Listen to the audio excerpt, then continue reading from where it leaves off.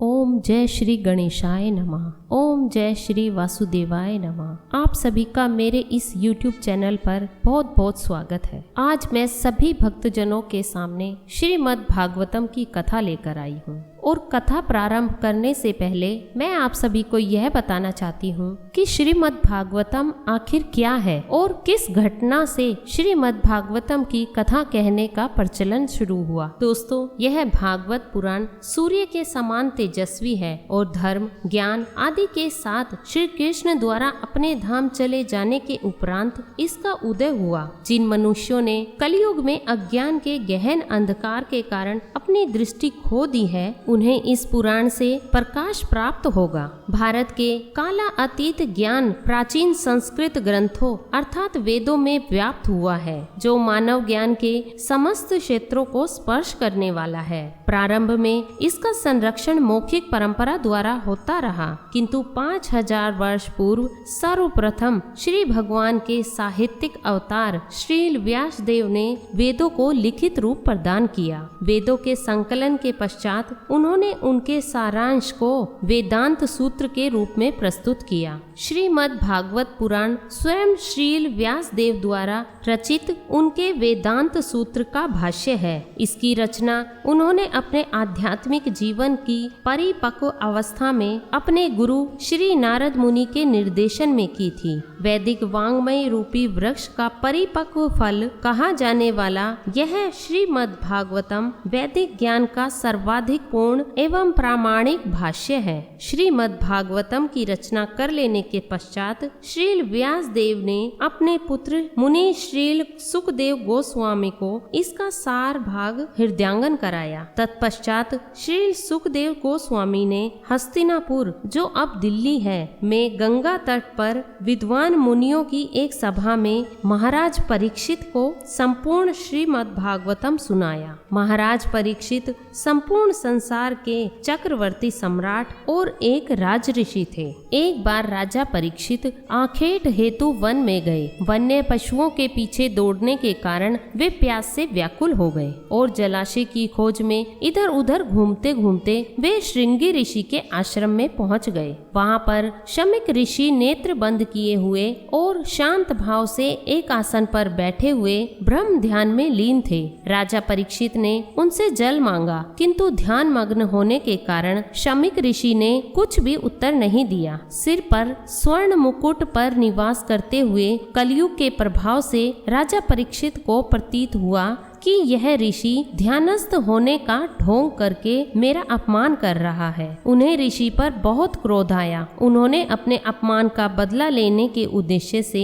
पास ही पड़े हुए एक मृत सर्प को अपने धनुष की नोक से उठाकर ऋषि के गले में डाल दिया। शमिक ऋषि तो ध्यान में लीन थे। उन्हें ज्ञात ही नहीं हो पाया कि उनके साथ राजा ने क्या किया, किंतु उनके पुत्र श्रृंगी ऋषि को जब यह बात का पता चला तो उन्हें राजा परीक्षित पर बहुत क्रोध आया। श्रृंगी ऋषि ने सोचा, यदि यह राजा जीवित रहेगा तो इसी प्रकार ब्राह्मणों का अपमान करता रहेगा। इस प्रकार विचार करके उस ऋषि कुमार ने कमंडल से अपनी अंजलि में जल भरकर उसे मंत्रों से अभिमंत्रित करके राजा परीक्षित को यह श्राप दे दिया कि जा, तुझे आज से 7वें दिन तक्षक सर्प डसेगा और तेरी मृत्यु हो जाएगी। कुछ समय बाद शमिक ऋषि के समाधि टूटने पर उनके पुत्र श्रृंगी ऋषि ने उन्हें राजा परीक्षित के कुकृत्य और अपने श्राप के विषय में बताया। श्राप के बारे में सुनकर शमिक ऋषि को बहुत दुख हुआ और उन्होंने कहा, अरे मूर्ख, तूने घोर पाप कर डाला। जरा सी गलती के लिए तूने उस भगवत भक्त राजा को घोर श्राप दे डाला। मेरे गले में मृत सर्प डालने के इस कृत्य को राजा ने जानबूझकर नहीं किया है। उस समय वह कलयुग के प्रभाव में था। उसके राज्य में प्रजा सुखी है और हम लोग निर्भीकता पूर्वक जप तप यज्ञ आदि करते रहते हैं। यह राजा श्राप देने योग्य नहीं था। वहां राजगृह में पहुंचकर जब राजा परीक्षित ने अपना मुकुट उतारा तो कलयुग का प्रभाव समाप्त हो गया और ज्ञान की पुनः उत्पत्ति हुई। वे सोचने लगे कि मैंने घोर पाप कर डाला है। निरपराध ब्राह्मण के गले में मरे हुए सर्प को डालकर मैंने बहुत बड़ा कुकृत्य किया है। इस प्रकार वे पश्चाताप कर रहे थे कि ऋषि शमीक का भेजा हुआ एक शिष्य ने आकर उन्हें बताया कि ऋषि कुमार ने आपको श्राप दिया है कि आज से 7वें दिन तक्षक सर्प आपको डस लेगा। राजा परीक्षित ने शिष्य को प्रसन्नता पूर्वक आसन दिया और बोले, ऋषि कुमार ने श्राप देकर मुझ पर बहुत बड़ा उपकार किया है। मेरी भी यही इच्छा है कि मुझ जैसे पापी को मेरे पाप के लिए दंड मिलना ही चाहिए। राजा परीक्षित ने अपने जीवन के शेष 7 दिन को ज्ञान प्राप्ति और भगवत भक्ति में व्यतीत करने का संकल्प कर लिया। अपने समर्थ पुत्र जन्मेजय का राज्याभिषेक कर दिया और समस्त राजसी वस्त्र आभूषणों को त्याग कर तथा केवल चीर वस्त्र धारण कर गंगा के तट पर बैठ गए। अपनी समस्त आसक्तियों को त्याग कर भगवान श्री कृष्ण की भक्ति में स्वयं को लीन कर लिया। भक्तजनों,